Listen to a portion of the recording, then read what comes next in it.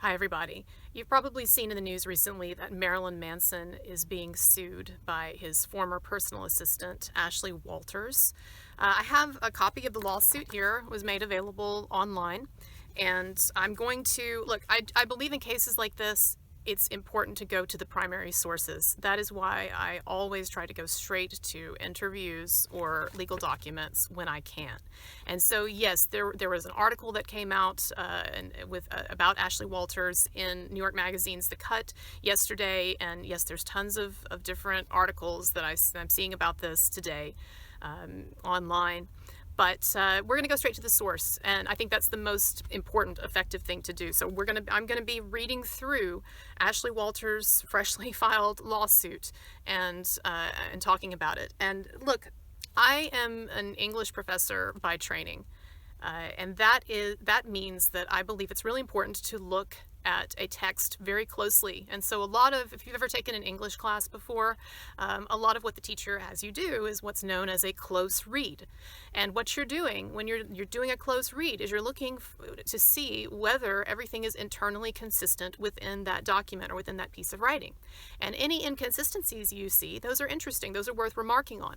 Well, when we're looking at a legal document like this, a close read is really important, because this is the main thing. This is the main thing that the accuser is giving us, okay? And so this should be airtight. It should be a really, really accurate, consistent document.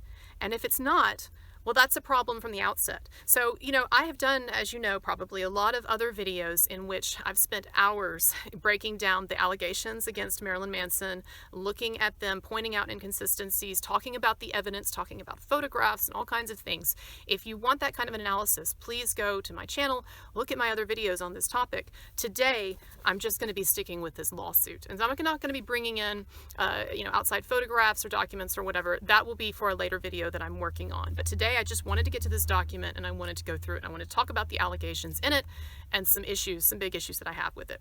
Okay, so I have this document here, the lawsuit, Superior Court of the State of California.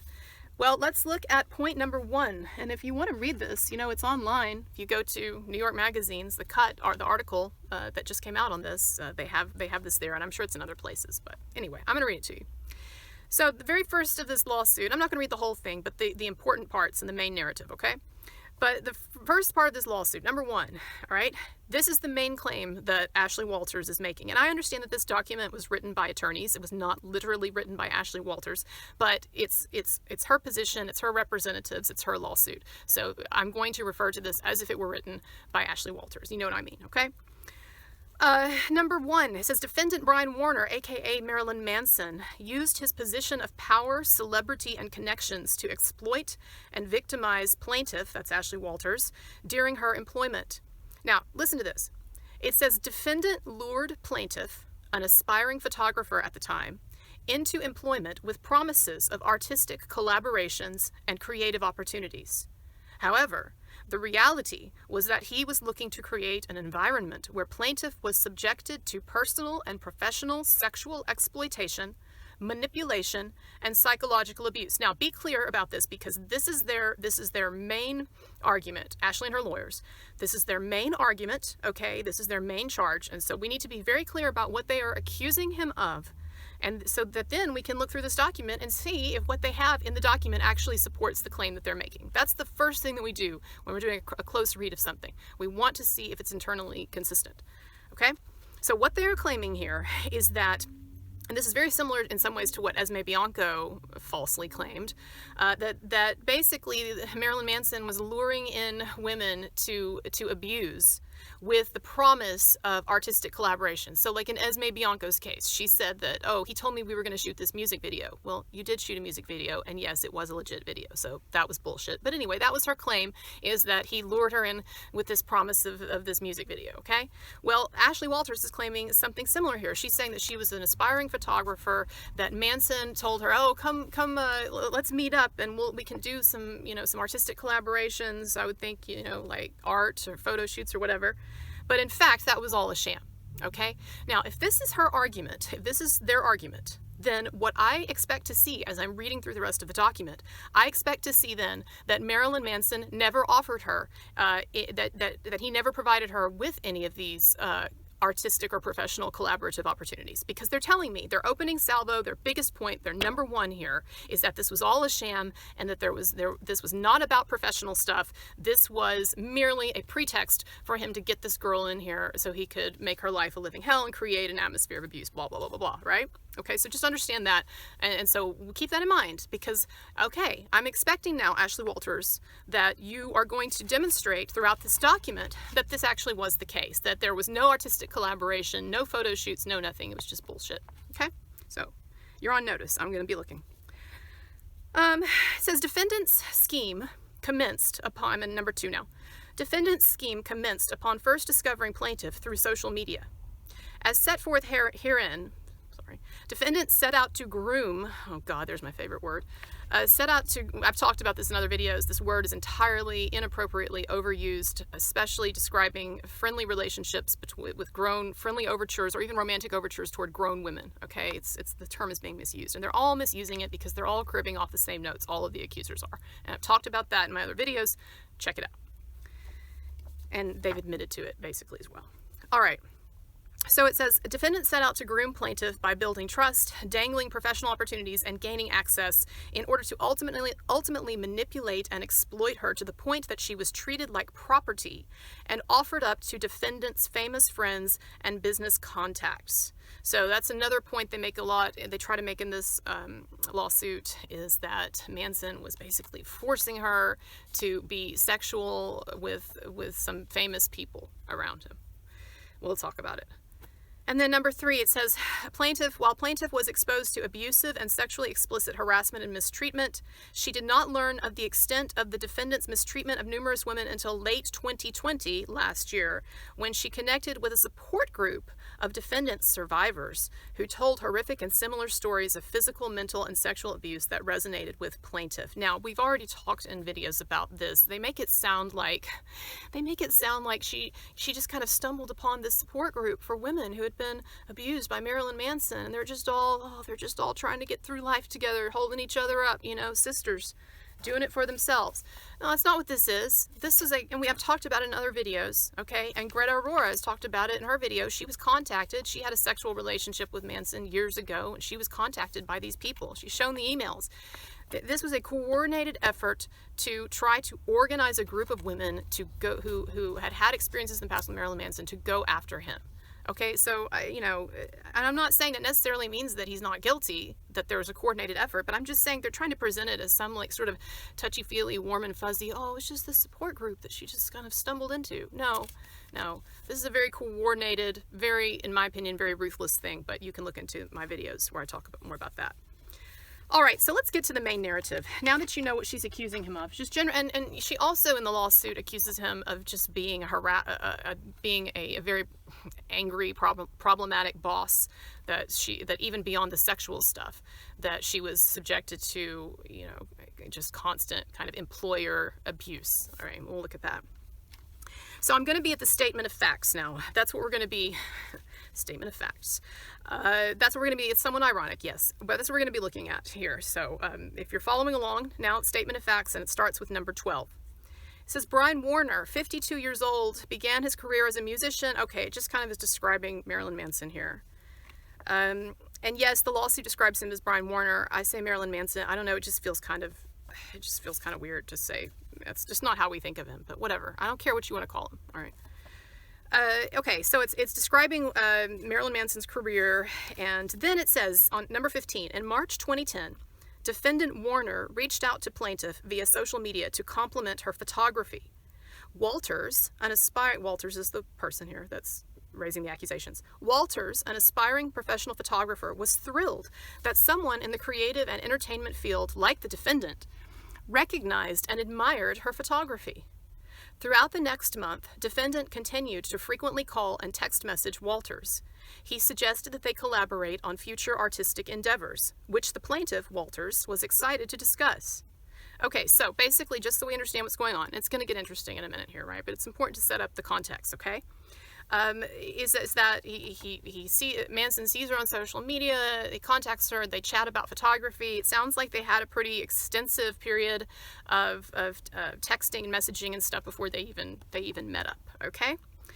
But then they did finally meet up, according to this. And by the way, again, I'm just going by what she's saying here. This could all be lies, right? And in my video, I talk about why so much of these accusations are suspect. But again, we're looking at the document, okay?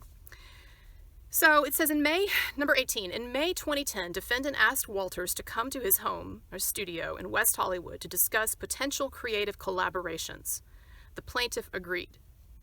Now, first of all, yeah, that's what she's claiming. We don't know if there was anything else to this relationship. Like, there could have been a lot of flirting and stuff too. I understand that she is framing it as from her perspective. She's trying to make us think that from her perspective there was no romantic hope or desire or anything, and this was just all about strictly professional. You know, I wonder how really credible that is, but I'll talk about that in a moment. But anyway, that's what she's saying. So she's claiming that it was just all completely professional, and he asked her to come over to his home. Of course, they say home/studio. Now, why do you think it's written that way, home/studio? Well, it's because if this is supposed to be an entirely, from her perspective, as she's putting it, an entirely professional thing, and it was very clear to her that this was supposed to be just a professional thing, doesn't it muddy the waters a little bit that she's going to his house? So what they're doing here with the home studio, right, is they're really trying to emphasize the professional nature of it, because they're wanting us to think that she had nothing else, this person had nothing else on her mind but a strictly professional collaboration. And that might have been true. I'm just pointing out some things, okay? And maybe that's common to go to someone's house and collaborate professionally in Hollywood. It's not something, I've never gone to someone's house, private home to work on a project like that. But anyway, it's neither here nor there. I understand, not a big point. Now, here's where it gets more interesting. Number 19, it says, when Walters arrived, she was instructed to park her car in the business lot behind defendant's residence. She did not know at the time that the parking lot was locked from 2 a.m. to 7 a.m. Now, this is where the first thing that I have a real problem with, right? This parking lot situation is going to be mentioned multiple times in this part. And what they're setting up here, what they're trying to set up here is the idea that Manson intentionally told her to park in the business lot behind his residence because he knew that it would be locked from 2 to 7. And therefore, it was a way of trapping her there during the hours when one would have sex, I guess, or, right? Now, me personally, I don't see that as being a really big deterrent. Like, if I wanted to get away from a guy, even if I had to leave my car in a parking lot, okay, I'd do it. And so I think the whole premise is a little bit fishy, but that's what they're saying. But look, they're going to say that they're going to get into this in a moment. She got there during the day. This did not begin as a night meeting. In fact, in just a moment, the lawsuit is going to talk about how when she got inside and she saw how dark it was in such sharp contrast to the light outside. And so she's there. She gets there in the day for this meeting, okay? And at that point, the business lot is not locked, and the business lot is not going to be locked until 2 a.m. Well, if it's a meeting like this, it may not have even crossed anyone's mind that she would be sticking around till 2 a.m. Okay? And so the idea that Manson was just like, I'm going to tell her to park in the business lot, and then it'll lock at 2 a.m. and that'll get her. She won't have any way of fleeing then. It's just silly, first of all. And secondly, she got there in the middle of the day. Okay? Maybe it's kind of busy around where Manson lives, West Hollywood. Maybe there's not a lot of parking. Maybe he was trying to do the girl a freaking favor. Okay, so and the only reason that I'm emphasizing this a lot is that they do it. They're going to mention this several times about this parking lot and how it was locked. Okay. All right, number 20. It says, as Walters entered defendant's residence, she was disoriented by the almost total darkness inside, despite it still being light outside. This darkness thing, this obsession and it's not just here, okay? It's not just in this lawsuit. It's in Esme Bianco's interviews and lawsuit, and I believe in her interviews, definitely. This complaining and multiple of these allegations that came out on Instagram. They're complaining about how dark he keeps it inside his house. I mean, is that really like a big point? Okay, the guy is an eccentric rock star. I would expect it to look weird inside. Are you telling me that this created some kind of a situation where you were like just incapable then of conducting yourself from this point because you were so disoriented by the darkness? I mean, come on. And anyway, I've talked to one of Manson's personal assistants, Paula. It wasn't like some complete blackout situation, all right? It's just the whole thing. I don't know why they keep mentioning it. You know what? The only reason why they must keep mentioning it, because otherwise there's nothing legally, there's no significance to the fact that he kept his house dark, that he had black furniture or black curtains or whatever, and it was they said, hard to see. They had to wear, cave lamps or whatever. Look, that is not legally significant. The only thing that is significant about it, and the only reason they keep putting it in this stuff, is because it makes him seem more freakish. It makes him seem, darker or whatever. I mean, it's just silly. It's just silliness, okay? Oh, he keeps it so dark inside.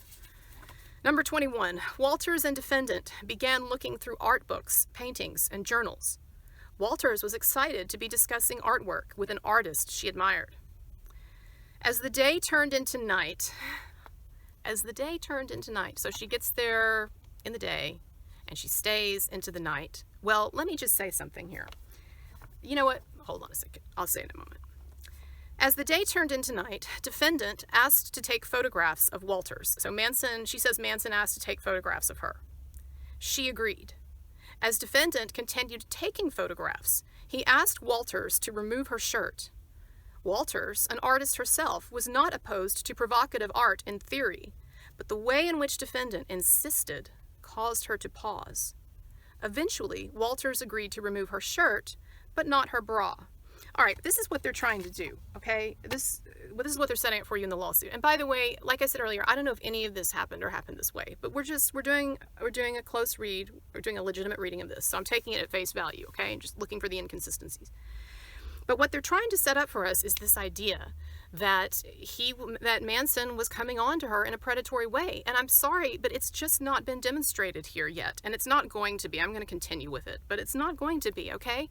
It is, look, I don't know if Manson had eroticism or romance or sex on his mind with this person, or if it was more collaborative during this meeting, it was more about artistic collaboration, or both, or whatever. But what I do know is that it is no crime, and there's nothing wrong with something starting out as a kind of friendly or even, artistically collaborative exercise, and then the person stays for hours. Okay, look, the meeting started in the day, all right? And then as day turned into night, as they like to say it, she stayed through the night, okay? And I'm not saying that if you stay at someone's house through the night, that means you want to fuck them or whatever.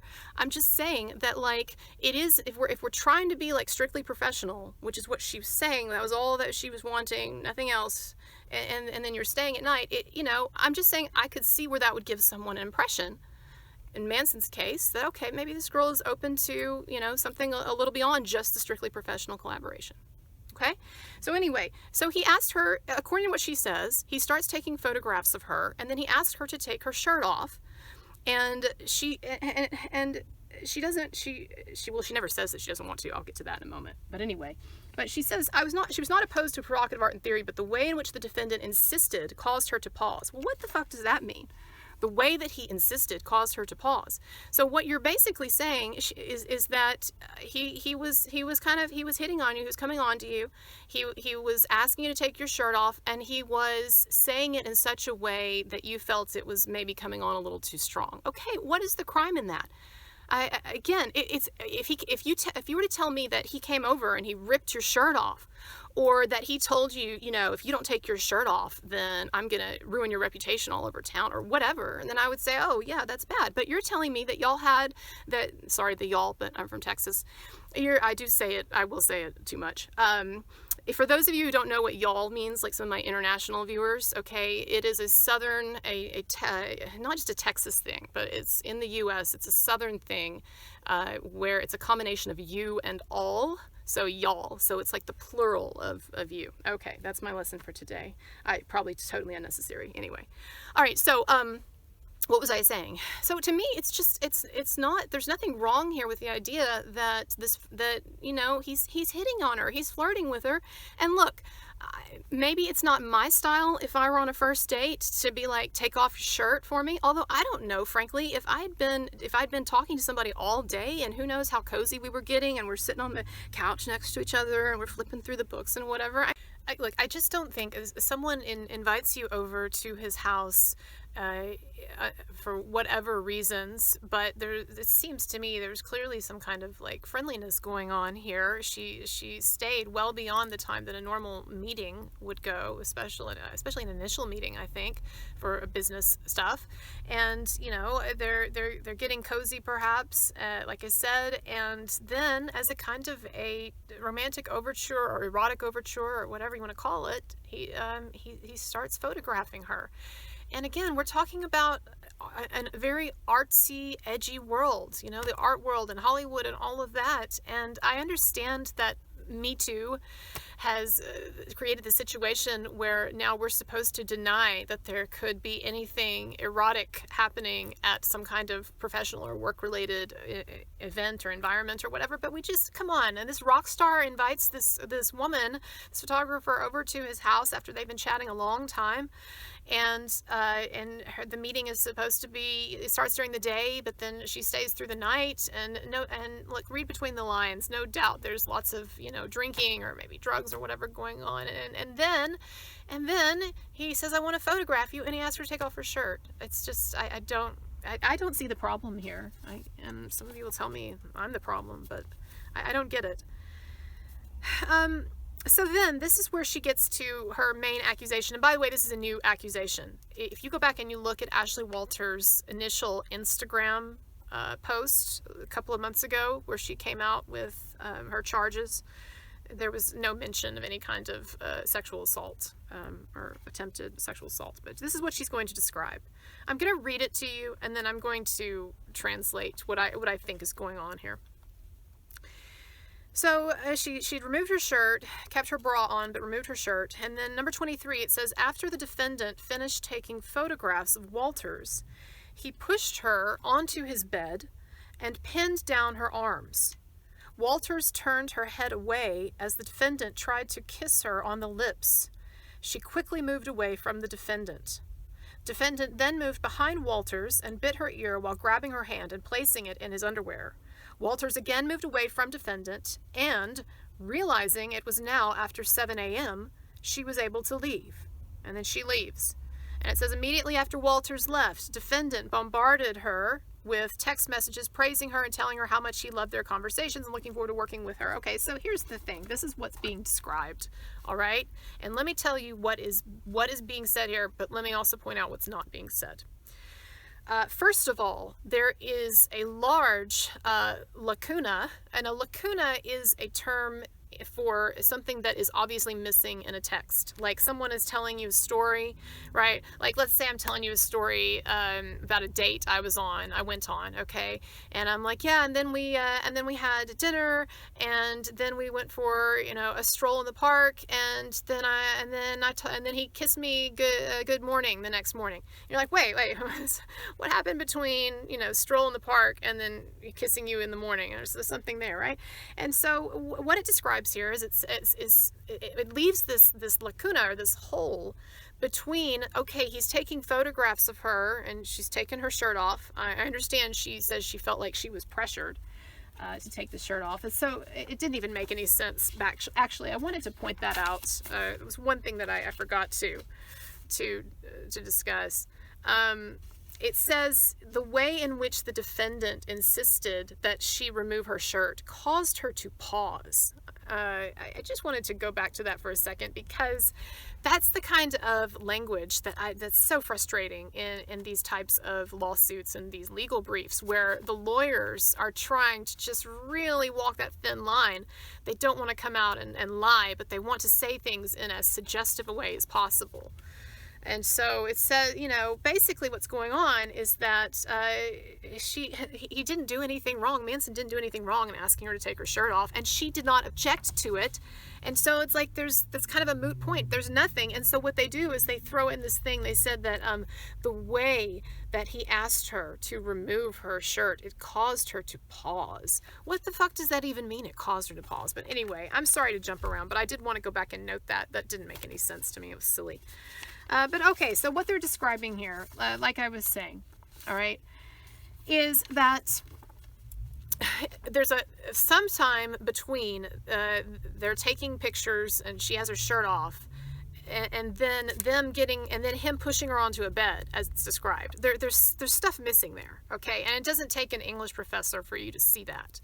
And so I just want you to be aware of that. Again, this document has been crafted in such a way to be maximally effective, but not necessarily, I would argue, truthful, accurate. Okay. So anyway, but what she says, what the claim is that Marilyn Manson pushed her on the bed. And again, the word push is one of those somewhat ambiguous terms, because you understand, okay, that in normal consensual sexual activity, there's a sort of a physical kinds of maneuvers that are going on, okay?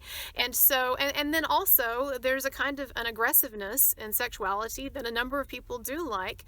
And so to say that someone in the course of an erotic encounter pushes someone, we have to be careful with that, because it can have the connotation of someone like violently, yes, forcefully pushing someone, but then it can also have a different kind of context, which is pretty common in erotic encounters. And so, but it says he pushed her to the bed and then he pinned her arms. Again, something that can happen in normal consensual sexual activity, right? And she says that when he tried to kiss her, she moved her mouth away, turned her face, and then kind of maneuvered out of the bed. All right. Now, here's what I want you to understand. Assuming that this occurred as is described, which again, I've said before, this is all very suspect to me based on the other stuff that I've read and interviews I've done and whatever. But for this close reading, taking that at face value, this document at face value, what it does not express is any kind of lack of consent verbally. There's no, don't do that, stop that, I don't want to, no, nothing. And really, I know that a number of people are going to hate my saying this, but look, it's just the truth. And I think most of us know it on some level. There's really not much in the way of any kind of physical non-consent being expressed there either. I understand that she says that she turned her head away when he was trying to kiss her, and that she kind of maneuvered away from him. But those terms imply something extremely passive to me. And you have to think that these two people, they've been up all night. Artistic people, we know that Manson likes drugs and doing so, or at the very least drinking a lot, or doing drugs, but drinking a lot.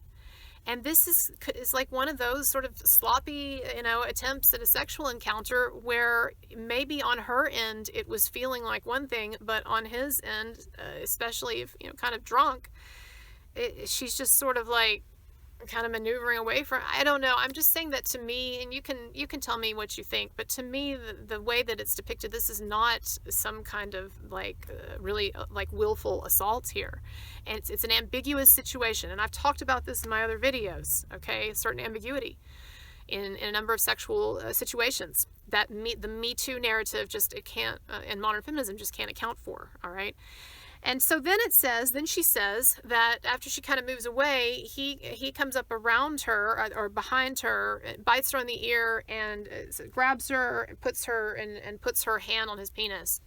Again, she says she kind of maneuvers away from him, but there's no expression of dislike, no clear expression of dislike. And I understand the argument that affirmative consent is that a person should not have sex with someone else without affirmative consent, like, yes, I want to do this, or really being into it. But I'm just saying that we have to acknowledge that there is a gray area in a lot of sexual activity, in a lot of sexual scenarios, in which consent can be murky. And do you know what helps the person to know that you don't like what they're doing is to actually tell them. Say, no. She doesn't say that she said no, and I have to believe, just like with Esme, I have to believe that they didn't say no, or they would tell us they did. In fact, Esme very explicitly said that she did not tell him no, and in fact pretended to like it because she didn't want to lose what he offered her and those professional connections and opportunities and all of that. And so my point that I made in another video, if you look at one of my last video on Manson is innocent. The point that I made is that there are some deals that you make with yourself, not with another person. And what I'm saying is there are times in life where people decide that they're going to go along with something that they find unpleasant or even degrading, or they just don't really, they're not into, because they think that in doing that, then it will help them get further in life in some way, right? Like I use the example of pornography. There's some things that women do in porn that's damaging to them. I mean, I'm talking even physically over time. It's a whole other subject, but they and of course the reputation that they acquire as women in porn and stuff like that. But they make this calculation that, look, okay, I'm going to put up with this or deal with this because long term it's good for me. And people are allowed in a free society to make decisions that they themselves are uncomfortable with, is what I'm trying to say. And so what I read here in her discussion of this, assuming I take it at face value, is that is that he was not reading her well. She was giving off mixed signals. And so anyway, I guess my point being that if this is the ultimate in terms of her accusations, it's not a strong one, even if we take it at face value. Now, what I also don't like is she says that, okay, so talking about this photo shoot, right? It says Walters again, once he got behind her, bit her on the ear and grabbed her hand, placed it in his underwear. It says Walters again moved away from the defendant, and realizing it was now after 7 a.m., she was able to leave. This is very, very strange. Here we have this subject again brought up of the car situation and the locked business parking and all of that.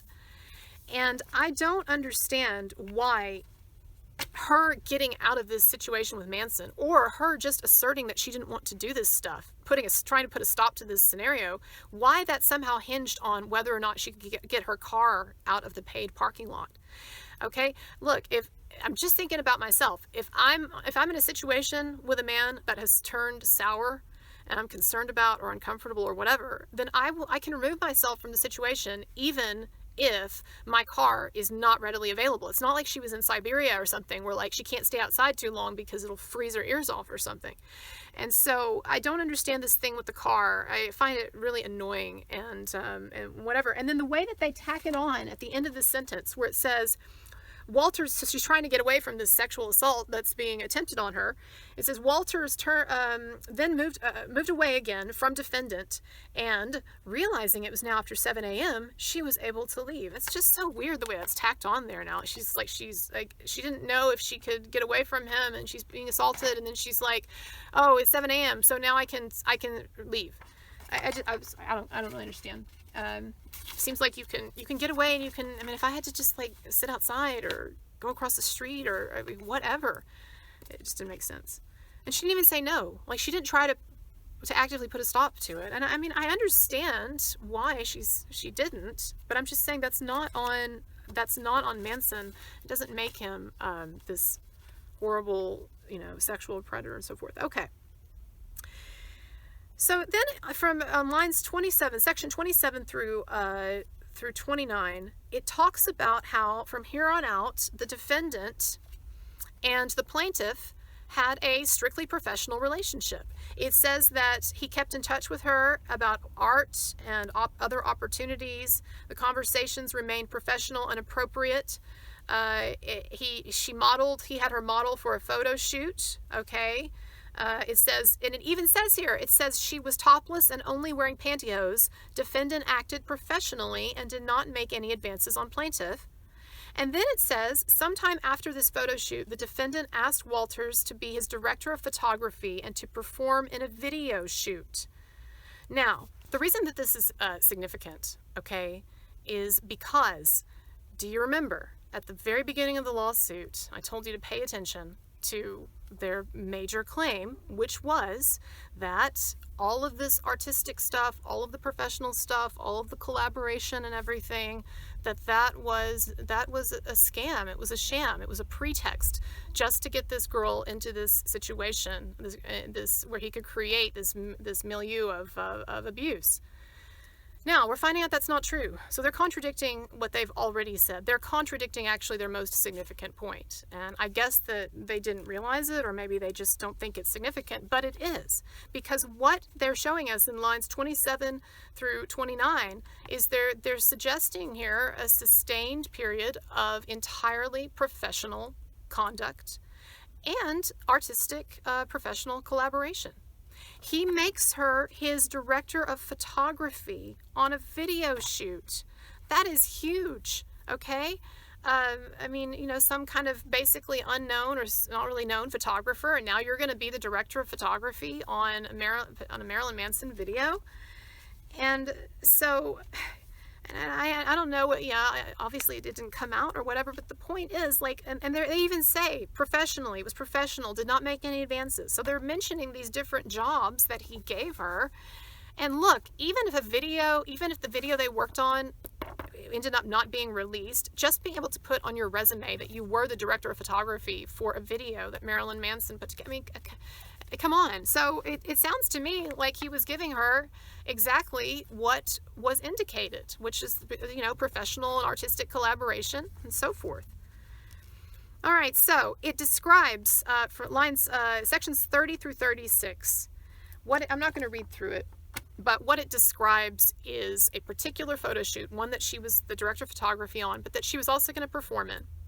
And the setup apparently was that it was going to be a very sexualized video, and she and another actor who is not named were on a bed with covers over them, so a blanket or sheet or something over them, right? Now, if you look at the lawsuit, Ashley claims that during the course of filming this, that the actor that she was with had a hard-on, and that he started touching himself, okay? And she said touch. I think they said that they did that on purpose. Notice that they don't describe something more than just a touch. Like, they don't say began, you know, well, stroking or stimulating himself or whatever, right? But began, you know, so it's basically just kind of touched himself. Again, I'm not saying that's like the most appropriate behavior, but they're shooting a sexualized scene. I'm going to talk about this in a moment. But anyways, that's, so she says that he touches himself under the covers. Doesn't touch her, okay, but touches himself. And then she says that she felt like Marilyn Manson knew what was going on because he told her to help the actor. Okay, so that's the accusation. And then she says at the end of the photo shoot, the actor approached her at the end. It sounds like after everybody had left, because she doesn't mention Manson or anyone being there, and did try to force a kiss on her or whatever. And it sounds, you know, rude and assaultive or whatever, right? She says when she attempted to leave the room, the actor threw her against the wall and roughly shoved his tongue into her mouth. So here's my thing, though. First of all, your beef, it sounds like your issue is not with Manson here, it's with the actor. Okay, Manson doesn't sound like was even around when this actor did this thing to you at the end of the night, if it happened that way. And look, you just said that there were covers over you on the bed, that it was not visible to anyone, basically, what was going on with the actor. Okay, nobody. So I don't think that you just said the covers were over him. So how is Manson going to see that this guy has a hard on? And then you say, well, he must have known because he told me to help the actor. Well, help does not necessarily mean jerk off someone or whatever, okay? And so you say help the actor. I mean, you're shooting a scene with the guy, for Christ's sake. So yeah, I'm sure there's some kind of, like, I don't know what that means, okay?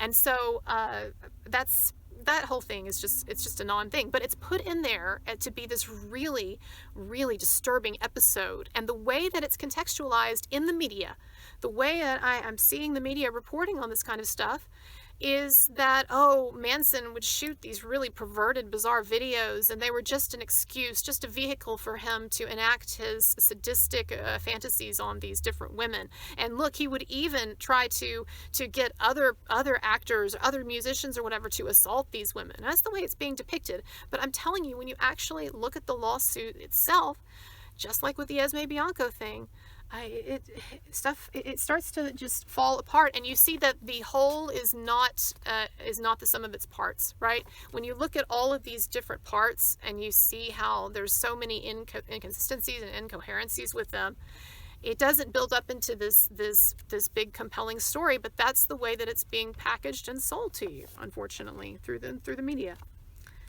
And there aren't many people out there who want to question it, because they just assume, you know this is true. How many people just assume that Manson must be guilty because of his public image? And I've talked about this in other videos, okay? It's a really simple, childish way of thinking. But so many people say, well, yeah, we'll look at him. Okay? Well, if it's so obvious, then it should have been obvious to these accusers then, right? Like, you can't have it both ways. If you're telling me that it's just so obvious because of his music and the way he looks and everything that he must be this awful, perverted, sadistic monster, well, then it should have been obvious to all these accusers. But they describe something completely different. If you look at all these different Instagram stories and stuff, it's just like, oh, I don't know how I got into this. He just really put one over on me. He seemed so caring at the beginning or whatever. So I don't know. Just get consistent with the story. Okay, so it says, so that's really about it with this, with that episode with the actor. I thought that was really silly. Okay, it says, on or around, I'm on number 41 now, point 41. It says, in or around August 2010, the defendant asked Walters to work as his personal assistant by telling her that he would pay her double what she was earning at her production company job. Defendant informed Walters that although she would officially be his personal assistant, she would focus on his art projects, etc., etc. He says, we'll travel internationally, take over the world with their art. I'm sure that was said hyperbolically. I don't think that Marilyn Manson literally thought they were going to take over the world with their art. It says, at this point, the defendant had manipulated Walters to the point that she unconsciously ignored the red flags. She knew it. Well, that's her fault to a degree. And I'm not even saying that her charges against him are legitimate, but I'm really tired of these narratives. And it's not victim blaming. Look, if a guy is beating the shit out of a woman, of course, it's not her fault. But she's talking here about this. She's not alleging stuff like that. She's talking about things that are much more ambiguous. And then, I don't know. I'll probably take that out. Okay. At this point, the defendant had manipulated Walters to the point that she unconsciously ignored the red flags. She knew it could be an incredible opportunity to become involved in the creative entertainment field, one that would not be likely to come around again, so she accepted the position.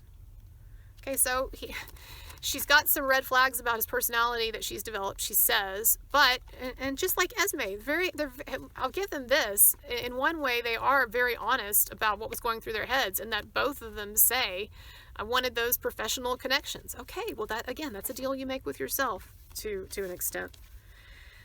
So she becomes his personal assistant, and she says that after she becomes the assistant, she's informed by his then manager that the defendant was difficult to please. Ooh, wow, a major megastar who has climbed to the top of his field is difficult to please. Wow, what other news flashes do you have for me? Okay, look, my impression of the work of a PA was that it would be hard as hell, like really difficult, because you're dealing with, no offense to, celebrities who may be watching this, but you're dealing with a bunch of prima donnas, narcissistic prima donnas in general, or people with very, at times, like, who are very emotional and have really high standards and could get stressed out or whatever. I mean, like, Elvis was no picnic at times to be around, although he's not the worst example, right?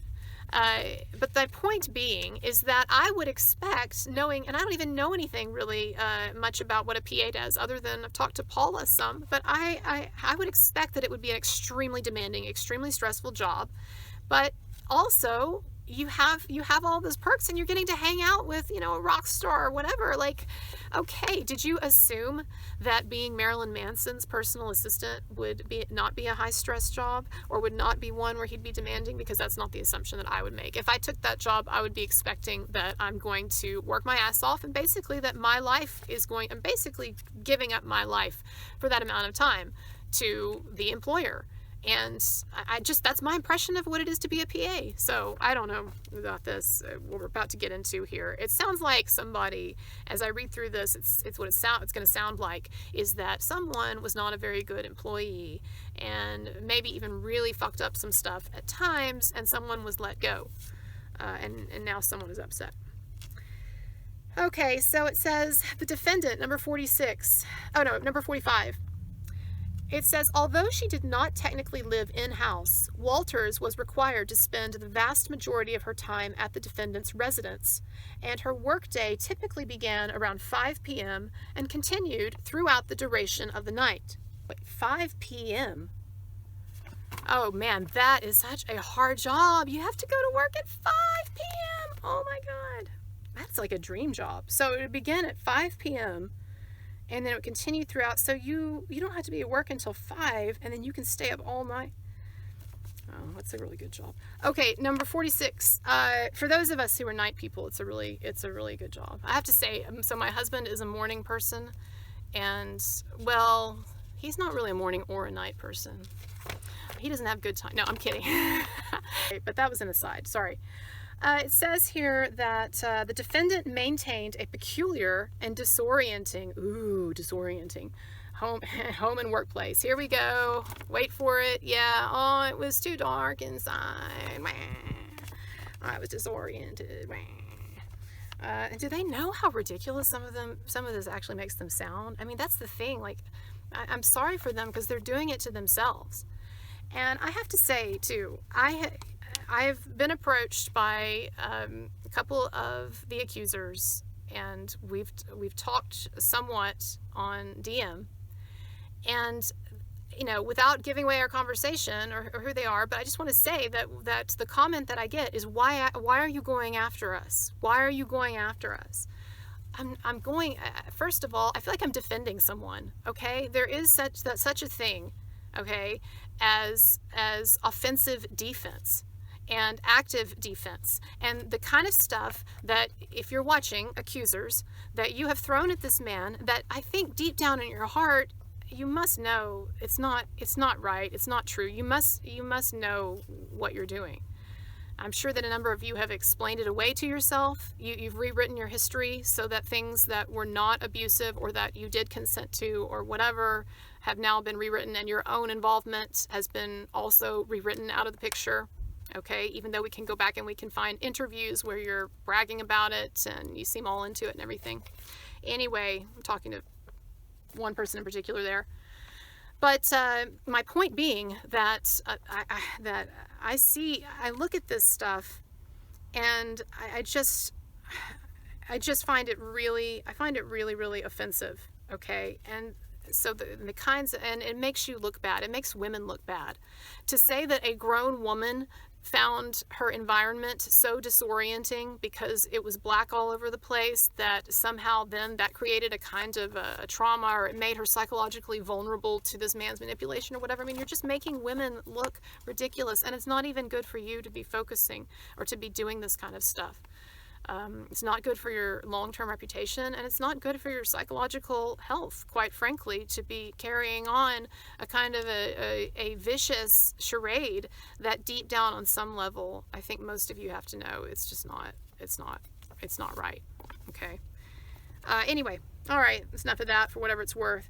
So it says, defendant maintained a peculiar and disorienting home and workplace. The interior of the home was covered in graffiti, blood, and inappropriate phrases. Ooh, inappropriate phrases. Mommy, he had bad words in his house. All the furniture throughout the house, workplace was black. The carpet was black. Dun dun dun. And every window was covered with blackout curtains. Ah! I mean, I'm not going to read this anymore. That's just silly. So silly. Yeah, they had to wear the lamps to find their way around. Look, I've already talked to Paula, okay, who was his PA for many years, And she said that this was not the situation where like you just couldn't get around. There's this idea that they were constantly having to wear these headlamps or whatever because it was such a black hole. It's not. It's just like it's like what Marilyn Manson said in his statement. And by the way, his statement I thought was really excellent. It did not sound like the normal PR bullshit that so many of these stars put out that are just so cringe. And what he said is that these are horrible distortions of reality. And so they're taking some things like the fact that, yeah, he has had dark furniture at one point and curtains and all that, and is into these dark aesthetics or whatever, and they're just twisting it to make it sound like it was some kind of a hellscape, like you're in a Saw movie. Dun dun dun, you know. What next? Okay, number 47 says employees were also not permitted to keep the temperature of the house, the workplace above 65 degrees. If the temperature rose above 60, okay, I get it. Yeah, it's cold. Again, this is silly. They're saying it's abuse because he kept the house 65 degrees. Okay, there's also a reference here to the bad girl room. I'm not even going to talk about that anymore because I talked about it in a previous video. And Paula, who's his personal assistant again for many years, said there wasn't even a lock on this room. You couldn't get locked down there, trapped down there, and it wasn't a bad girl room. It was it was a recording studio area, glass recording studio area. But anyway, I'm not going to get into it. It's just silly. Number 49, it said this behavior was routine for defendant who frequently destroyed furniture, electronics, and other fixtures in his home during fits of rage. By the way, Paula also said, and I've talked to a couple of other people who know Manson, or have known him very well, that this is just not an accurate description of him. Yeah, he would have his moments where he might yell, or whatever, but that's this idea that he was frequently raging to the point where he was destroying furniture and electronics and fixtures and stuff, or that people were afraid of him or whatever. It's just, you know, and Paula talked about it in that interview. Go look at the most recent interview I did, where she said that she felt perfectly comfortable yelling back at him too, like if he was ever getting on her case for something. And she was not afraid of him. She said other people were not afraid of him. And people I've talked to about Manson, people who have known him and been around him, say that that was not the dynamic of his relationships with women, that he was some kind of tyrant in the relationship. So it says, and I hope more people will come on the record and talk about that, but I appreciate the ones like Paula who have. And like Greta as well, Greta Aurora, who talked about her weekend with him and said that, Greta said that she's been around psychopaths before, and that, there are some early warning signs when you're dealing with a pathological personality, and that she'd seen those in other people, but not in Manson. So you can go look at her video. Anyway, so it says the defendant intentionally created an atmosphere. Oh, wait, no, sorry. It says, following these episodes where he destroys shit, says he would assign Walters the near impossible task of rearranging everything back to its original state. Oh. Defendant used this as an excuse to berate her for not completing the task fast enough. Now, understand what's being described here. She's saying that Manson will go have these rages, but he doesn't hit her. He doesn't hit anyone. Okay, there is no physical violence actually alleged in this lawsuit except the mention of pushing.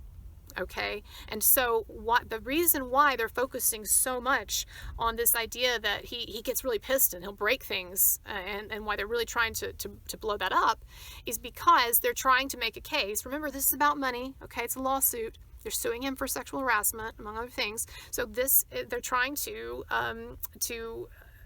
create this idea that it was a hostile work environment that Manson had created, at least in part based on the fact that she was a woman. And so that's what all this is about. But when you think about what they're really describing, look, again, Hollywood is full of prima donnas, and it's full of people with really explosive personalities and so forth. And a lot of people in the entertainment industry, from what I've heard and read, they're no picnic. And so, again, the idea, if you're going to be someone's personal assistant, and you're going to be around that person all the time, and you're going to see them in all of these different things, such as business dealings, okay? And maybe he had some legitimate stuff to freak out about, too, right? But you're going to see that side of someone. And yes, maybe excessive. Maybe he's not going to get Boss of the Year award. But Come on, was it really some kind of traumatizing environment? And again, I think it's also on her. She doesn't leave. And so what's described here is he would have these episodes where he would break shit, and then he would expect her to clean it up. And it says if she didn't clean it up well enough or fast enough, he would yell at her, berate her. Well, maybe so, maybe not. Okay, but again, I'm waiting for the really bad stuff. It says defendant number 50, defendant intentionally created an atmosphere that was isolating and began refusing to allow Walters to visit family on most holidays or take any time off. I find this very suspect because it says most holidays. So in other words, what you're saying to me is actually he did give you some holidays off, and I'm presuming the holidays were probably the most important ones. So you got, Christmas off, you got Easter off. Okay, so what you're really complaining to, and so he did give you time off. Right? I love how, they just don't even see the contradictions in their own writing. It says, defendant intentionally created an atmosphere that was isolating and began refusing to allow Walters to visit family on most holidays or take any time off. Wait, you just said that most holidays, so that means that some holidays you do get off, but then you're saying you don't get to take any time off. So you have just canceled yourself in one sentence, basically. You've canceled your contention in in the same sentence. So that's kind of an interesting maneuver there. So I just, it's those kinds of things that I have a real problem with in this lawsuit and in the testimony of the accusers. She goes on to talk about a Spike TV Scream Awards in Los Angeles. Marilyn Manson was drunk and he pushed her onto the lap of an actor, and the actor then proceeded to kiss her and keep her on his lap. What's missing from this narrative is almost any mention of how Ashley Walters was behaving throughout all of this. So, it talks about how Manson was drunk. They were at these movie awards, and he jokingly pushed her into the lap of an actor. Well, first of all, I can totally see that happening. People horsing around, jokingly pushing someone, and by the way, not pushing like her face into the actor's crotch or anything. Okay, but we're just like, she's on his lap, which she was free to then leave. And that's the component that is missing here, is like, I have really, except for one instance that we talked about earlier, I have no sense of her, of any idea of how she's acting or reacting. And if you're at a movie awards, there's an actor there who's friends with Marilyn Manson, it's probably someone who is pretty impressive. Are we really meant to believe that she was just horrified when she was pushed into this actor's lap? And then it says the actor proceeded to kiss her. There's no mention of what she's doing. It's like she's just this object, and it's like, I'm pushed here. Whoa. I'm pushed here, and then I'm pushed here, and I'm pushed here, and I have no real reaction or agency or whatever. My bet is that she was probably, and this is just from a woman's perspective, what I think is more likely is that she thought this was great. I wouldn't have a problem with it.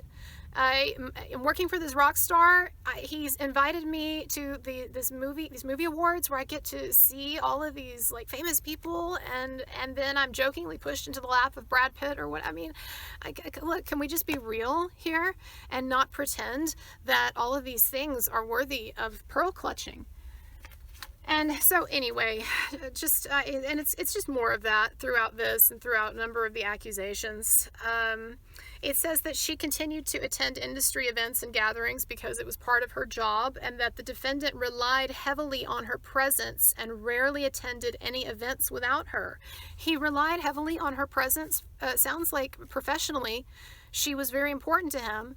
And yet, you were just telling me at the beginning of your lawsuit about how there was nothing, this was all just a scam. He had no professional intentions toward this woman. He was just trying to lure her into abuse. And now you're contradicting yourself again, and you're telling me that basically she was this, like, most essential employee in a sense. Which is it? What are you claiming? And then it just basically devolves into a list of different things that she heard the defendant say, that she heard Manson say, or that she heard that he did or said he did or whatever. And again, like, her credibility for me and the writer's credibility is so shot by this point And I've talked about the other issues and inconsistencies in my other videos, so check them out. Check out Marilyn Manson is Innocent. That's the one you should go to if you haven't seen my other videos first, and then look at my interview with Paula, my recent interview with Paula. And then it talks about how, and then it gives us a list here. It gives us a list of all of the accusers. And, I think this is so hilarious. I was talking to somebody on Instagram about this yesterday. They put the first accuser they mention, Section 82. The first accuser they mention is publicist Annie Abrams. If you know anything about this situation, I realize a lot of you might not have if you're coming to this pretty new, but the Annie Abrams is a complete laughing stock. And nobody thinks she's credible. She's been proven to be a lunatic who's been writing all kinds of crazy stuff and put it on the internet for a long time, and completely faked a conversation that she had with Manson. And even the accusers don't like her or want to be associated with her anymore, except whoever wrote this document thought that it was a good idea to put her first. So you have in your document here, you have just put by far the least credible and most laughable of the accusers first. So that's kind of funny. All right, now, the last thing I want to talk about, and this to me is perhaps the most laughable thing in the whole lawsuit, is this lawsuit claims that after Marilyn Manson's ex-girlfriend, Esme Bianco, who's one of his other accusers, as I've talked about in my other videos, there's this whole web of these women who know each other, associated with each other, whatever. It's not a bunch of random accusers coming together. But anyway, the point is, after Esme Bianco and Marilyn Manson broke up, then Walters claims that Bianco called her and to come and pick her up and to get out of the house, okay? And so it says, line 73, it says, after drinking together, they attempted to, it says that they were so upset about Marilyn Manson's behavior and about what they'd been through that they got drunk. And it says, after drinking together, they attempted to drive and were involved in a car accident. Walters was arrested for a DUI. So in other words, they got drunk and wrecked the car, got in a car accident, and Walters got a DUI. And then the next section, right after that, this is what it says. In July 2011, defendant discovered that plaintiff was with Ms. Bianco when she got into the car accident. He was furious that the plaintiff was with his ex-girlfriend that evening and abruptly terminated her employment. So they would have us believe that Marilyn Manson fired Ashley Walters because he found out that she was hanging out with his ex-girlfriend, instead of the fact that she wrecked his fucking car drunk. And this, I'm getting this from Paula, from Manson's former personal assistant and a good friend of his, and she's fine with me quoting her on this. But yeah, they took his car. They were not authorized to take his Jaguar, and they wrecked it. And that, I'm sure, was just the latest in a long line of mistakes that Ashley Walters had made, and so he fired her. Okay, this is what I've heard. And he even made a reference to it indirectly to a former girlfriend in an interview once, to a former girlfriend wrecking his car, and there's some other things that he said it indicates it was Bianco, but Walters was the one driving it and got the DUI. So my point is, she was fired for this and for and if not this, and a bunch of incompetence or whatever. There's all these indications that there are problems, okay? And then it says that he hired her back. Now she says that he lured her back. But in fact, what I think is going on is he probably felt kind of bad or, whatever, and asked her to come back to work, give it another try, giving her a second chance. But of course, she can't be appreciative of that. Now, years later, she has to twist it around into something. He lured me back. I mean, you just really have no agency in this story, right? You're just constantly being lured and enticed or pressured or forced. It doesn't ring true to me. And that's the thing that I ask of my viewers, right? Is that can we get real? Can we be truthful about stuff that we know is whatever, even if it doesn't fit the current prevailing Me Too narrative so nicely all the time, or it's not politically correct. There are things that we do know. There's bullshit that we can detect, and we need to start doing that. And look, one thing that I wanted to edit back in here and say is that I'm extremely, extremely suspicious of any arguments toward the idea that Marilyn Manson was just this really too demanding boss, and he had mood swings and fits of temper and stuff like that. Because, as I've said before, okay, and I mentioned earlier, you're going to work for an A-list rock star. It's going to be, you should expect, I would not expect, if I had this job, if I were the personal assistant to a major star, I would understand that I was basically giving up my life for that amount of time. I mean, I'm being hyperbolic, but not entirely so. And so I would not expect to get hardly any time off. And, you know, she didn't have to come to work till 5 o'clock anyway. So it's, but my point is, yeah, working hard. But I sense in the tone of her statements here and this lawsuit, whoever wrote it, a real sense of like aggrieved entitlement, which I sense in a number of the lawsuits. This is me personally, but I don't like the stuff about, oh, he was a demanding boss or he was moody or temperamental. Okay, I bet if that's the standard we're using, then there's a lot of PAs, a lot of personal assistants that will be able to sue a lot of their bosses. So anyway, I would expect if I were someone's personal assistant, a high-level person like this, I would expect that I would just be working, 24/7. Not literally, but a lot. And there are lots of jobs like that. Hey, it's not just the PAs. Go get a job on Wall Street or something. You see, the same thing, especially for the young ones. That's the nature of the game. People make a deal with themselves. I'm going to do this for a certain amount of time because I'm going to get these benefits, or I'm going to get these experiences, like getting to go to, rock concerts and movie awards and getting. And look, the truth is the credibility of this lawsuit and of Ashley Walters, they are shot for me. Their credibility is shot. And because I know that they've lied about some stuff in here. I know from credible people that I've interviewed and who've spoken out. And they're deliberately twisting things, distorting them, just like Marilyn Manson said in his official statement, horrible distortions of reality. For instance, there's a girl described in the lawsuit in such a way so you think she's a minor.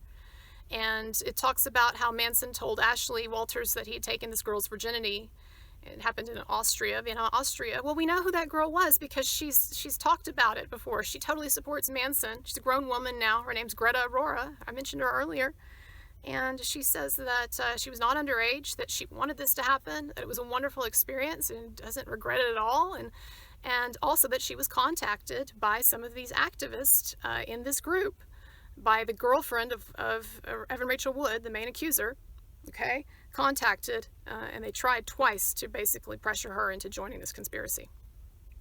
So, Ashley Walters does not have much credibility with me, nor does the person who wrote this lawsuit.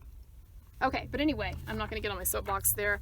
And so I guess that just to kind of wrap this up, there's other things going on, obviously, that I could talk about. And I'm going to talk about some of the other accusations and articles and developments in a video that I'm working on this subject.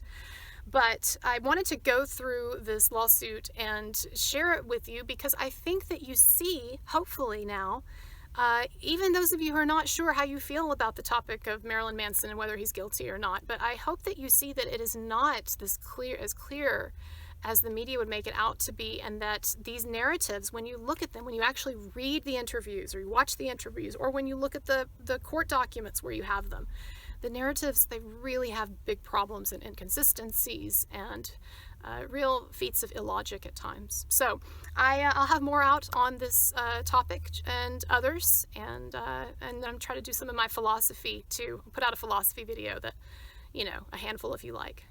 All right, have a good day. And this video, along with most of my other Manson videos, will not be monetized, so I appreciate any tips via PayPal or Patreon, Bitcoin, no Doge. All right, bye-bye.